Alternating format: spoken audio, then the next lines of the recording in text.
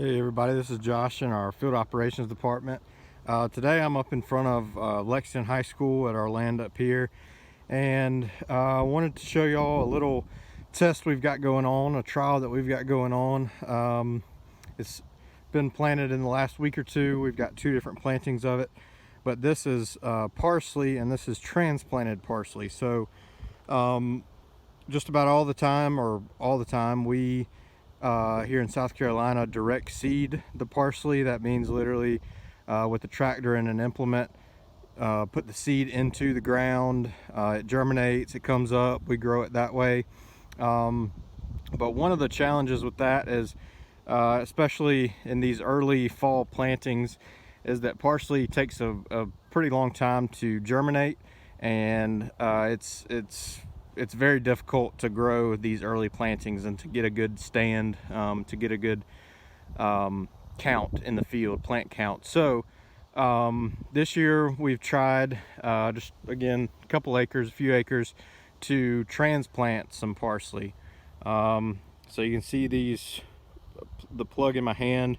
This happens to be Italian, but the idea is that if we plant these, we're not having to wait on germination. Obviously it's germinated, it's got a head start, and the thought is that we'll kind of guarantee ourselves a pretty decent stand, and then B, there's a pretty good opportunity to start harvesting parsley 2 to 3, maybe even 4 weeks sooner in South Carolina to start out in the fall. So just a quick trial, something we've got going on in the field. This is one of many things that we've always got going on, just testing out. But thank you. Hey everyone, this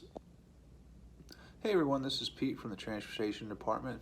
For this week's Take 5, it's that time of year again. Summer's over and the kids are going back to school. In some cases, by the time you're seeing this, some schools already back in session.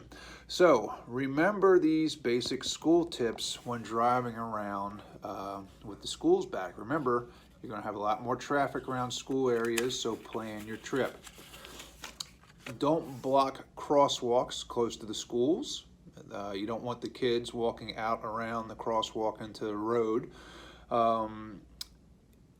Look out for the kids. They're going to be running. They're unpredictable when they're looking for, they can't wait to get to that algebra test or chemistry test, so they might not be thinking about what you're doing, and so you have to look out for them. Never pass a stopped bus. Don't pass school buses on undivided roads.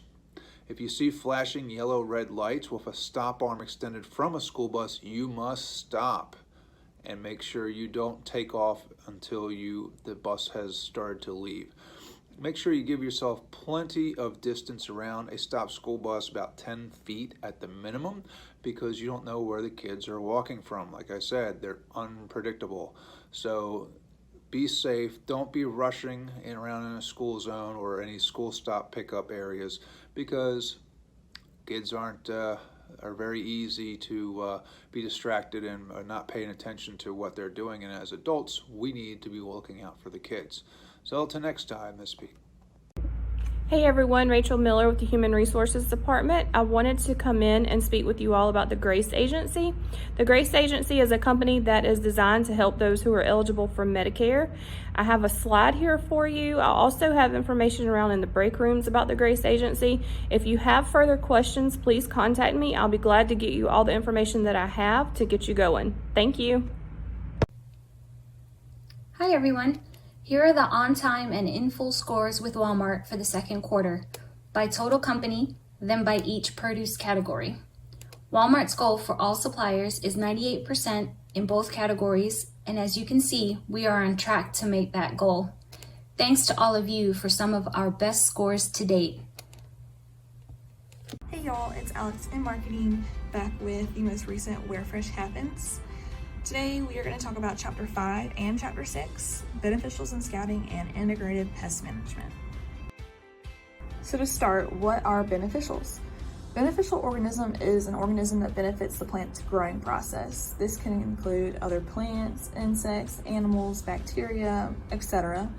While the benefit of the organism varies from crop to crop, most commonly it includes pest control, pollination, and the maintenance of soil health. Our first example of beneficials are pseudolysums. These pretty white flowers are planted near our fields because they attract wasps. Wasps feed on the flowers and then protect our crops from unwanted insects. These yellow North American wildflowers look pretty in full bloom and can withstand high temps and drought, all while still protecting our crops. They're known as black-eyed Susans. We're especially thankful for these during our harsh South Carolina summers. Now let's talk about why we scout. Weekly, our trained scouts stroll through the fields to inspect crop and field conditions.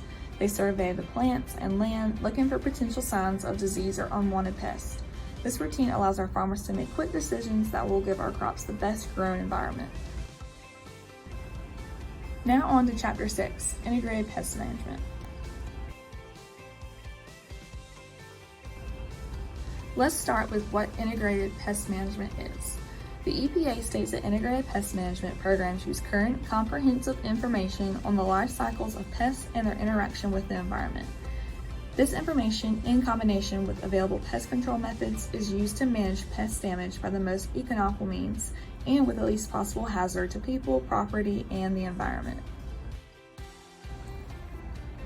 So what are our scouts looking for? Most of the time when you hear the word pest, you associate it with insects. Here on the farm, we're looking out for all types of pests: bugs, weeds, animals, diseases. Our scouts are one of the main assets of following our integrated pest management program. Observing the land and crops weekly helps us to decide what protocols to take to keep our crops growing big and strong. Pesticides are another example of how we follow through with our integrated pest management program. While they are a form of pest repellent, it's crucial that we take the labels seriously to protect our crops, land, and environment.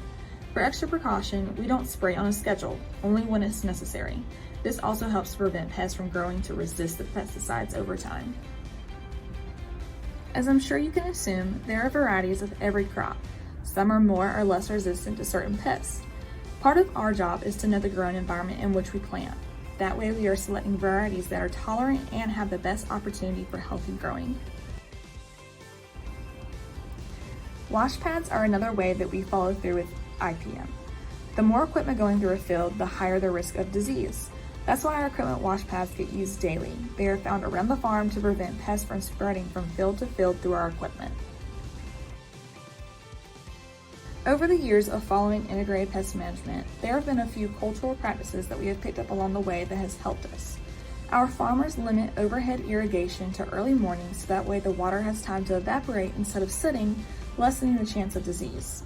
We also cultivate weekly to break out weeds and reduce chemical usage. And lastly, we plan every season thoroughly, from seed choice to crop placement to equipment usage. Stay tuned for Chapter 7 of Where Fresh Happens.